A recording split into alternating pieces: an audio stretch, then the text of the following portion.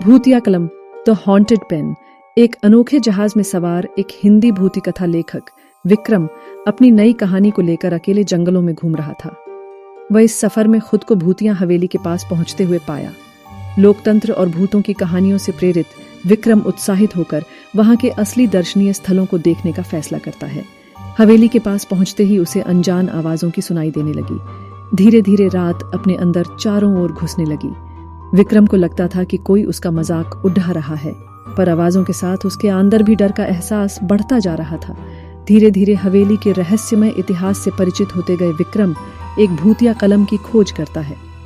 इस कलम के बारे में सुनकर विक्रम का मन बड़े उत्साह से भर जाता है। रिवाजों के अनुसार इस कलम का उपयोग केवल भूतों के संपर्क में किया जा सकता है। विक्रम उत्सुक होकर भूतिया कलम को हवेली के सबसे छुपे हुए कोने में ढूंढता है। एक रहस्यमय दरवाजे के पीछे उसे भूतिया कलम का पता चलता है। वह कलम एक विशाल तालाब के बगीचे में छिपी होती है।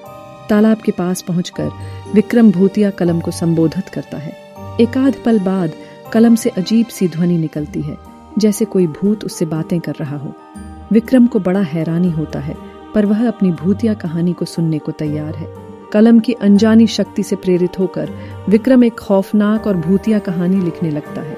उसकी कलम अपनी मानसिक शक्ति से भूतों के रहस्यमय जिंदगी को स्पष्ट और भयानक शब्दों में प्रस्तुत कर रही होती है। रात भर लिखने के बाद विक्रम की कलम की शक्ति खत्म हो जाती है। उसे भयानक भूतिया ख्वाब आने लगते हैं और हवेली के अंदर की अद्भुत घटनाएं उसके सामने बढ़ जाती हैं। भूतिया हवेली में बंद रहकर विक्रम अपनी कहानी को रियलिटी में बदलते जाता है। उसके सामने उसी रहस्यमय जहाज के नज़ारे होते हैं जिन्हें उसने अपनी कहानी में बंधा है।